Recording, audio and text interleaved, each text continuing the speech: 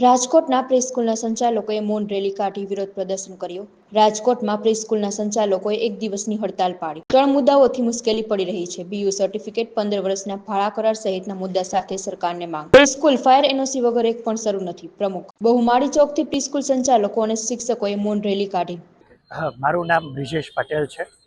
હું પ્રિસ્કૂલનો ઓનર છું। અહીંયા આજે તમે આવડી સંખ્યામાં, બોડી સંખ્યામાં જે લેડીઝો અને જેન્ટ્સ જુઓ છો, એ બધા જ પ્રિસ્કૂલના ઓનર્સ અને સ્ટાફ ભેગા થયા છે। આજનો ખાસ આ મેળાવડો ગાંધી ચિંતા માર્ગે ચાલવાનો છે, કેમ કે જે સરકારની આગળની પદ્ધતિ કે પ્રિસ્કૂલના રજિસ્ટ્રેશન બાબતની ઘણી અવિસંગતાઓ છે, એ વિસંગતાઓને લઈને અમે ઘણા ખરા આવનારા સમયમાં, છેલ્લા સમયમાં કેટલી વિગતો રજૂ કરેલી છે। આ માત્ર રાજકોટ પૂરતું નથી, આખા ગુજરાતમાં દરેક સિટીઓમાં આ લડત ચાલુ છે, જેમની સામે અમારા મુખ્ય મુદ્દાઓ। પહેલો મુદ્દો એ છે કે બીયુ પરમિશન। હાલ દરેક પ્રિસ્કૂલો જોવો છો તો નાના નાના રેસિડેન્શિયલ એરિયામાં ચાલતી હોય છે, અને સ્વાભાવિક છે કે નાના બાળકો છે એ નજીકના એરિયામાંથી જ પ્રિસ્કૂલોમાં આવતા હોય છે, તો એ રેસિડેન્શિયલમાં જ ચાલતું હોય છે। તો એ બીયુને રેસિડેન્શિયલમાં આગનારા સમયમાં મંજૂરી મળે। જે શૈક્ષણિક હેતુ છે, એ શૈક્ષણિક હેતુની પરમિશન માટે ખૂબ જ લાંબો સમય, ઓથોરિટીઝ અને ઘણા ખરા પ્રશ્નો ઊભા થાય। આ સંચાલકો બધી જ મહિલાઓ સંચાલકો છે, તો મહિલા સંચાલકોને આટલું બધું પ્રોસેસ એ બહુ જ અઘરો સમય છે। સાથે બાળકનું ભવિષ્ય એને સાથે જોખમી ન થાય, સાથે તો સ્ટ્રક્ચર સ્ટેબિલિટી, એટલે કે જે ઓલરેડી જગ્યામાં ચાલે છે એમાં બીયુ ચલાવવામાં આવે। બીજો મુદ્દો છે ભાડા કરારનો, જેમાં ભાડા કરાર સરકાર ઈચ્છે છે કે 15 વર્ષનો ભાડા કરાર કરવામાં આવે। આજ સુધી કોઈ સ્કૂલ કે પ્રિસ્કૂલોમાં આવું ક્યારેય શક્ય નથી બન્યું કે કોઈ લાંબા લિસ્ટ કે લાંબી મુદતનો ભાડા કરાર બન્યો હોય। આજે સ્વાભાવિક છે 11 મહિનાનો કોન્ટ્રાક્ટ ઘણા વર્ષોથી ચાલે છે, એ પદ્ધતિથી જો ચલાવવામાં આવે તો મેજોરિટી પ્રિસ્કૂલો છે જે ભાડા ઉપર 90% પ્રિસ્કૂલો ચાલે છે એ ચાલતી રહેશે। જો આ જ મુદ્દાના આ જ વલણ પર સરકાર અડગ રહેશે તો એક સમય એવો આવશે કે દરેક પ્રિસ્કૂલોને બંધ કરવાનો સમય આવશે।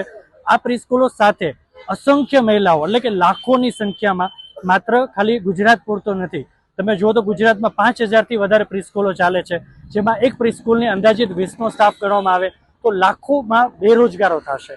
માત્ર શિક્ષકો કે ઓનર નહીં, સાથે પટાવાળાથી લઈ એવા અસંખ્ય જેવા લોકો સાથે સંકળાયેલા છે, એમને એવો સમય આવશે કે એ લોકો ઘરે બેસવાનો સમય આવશે, બેરોજગાર રહેશે। તો અમારી મુદ્દત એ છે કે 11 મહિનાનો ભાડા કરાર એ ચાલુ રાખવામાં આવે, નહીં કે 15 વર્ષનો ભાડા કરાર આવે।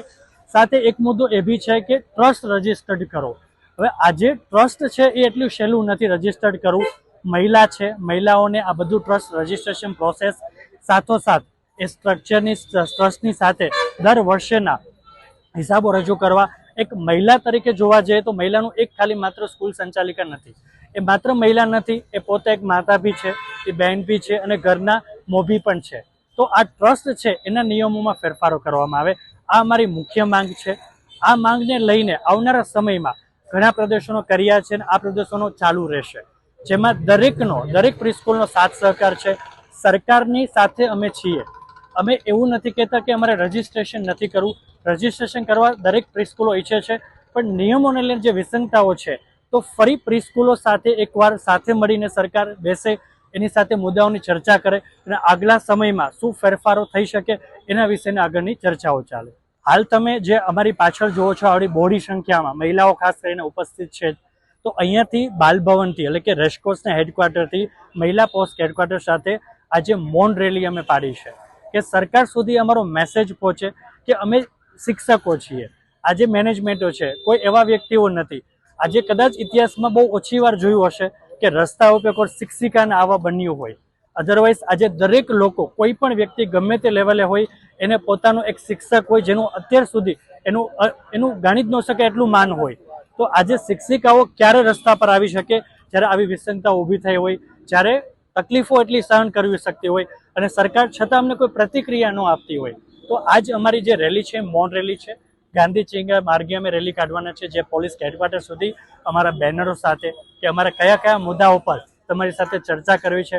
તો અમે બી ઈચ્છીએ છીએ કે તમારા પ્રતિનિધિઓ અમારી સાથે ચર્ચા કરે અને આ વિસંગતાઓ વહેલી તકે દૂર થાય।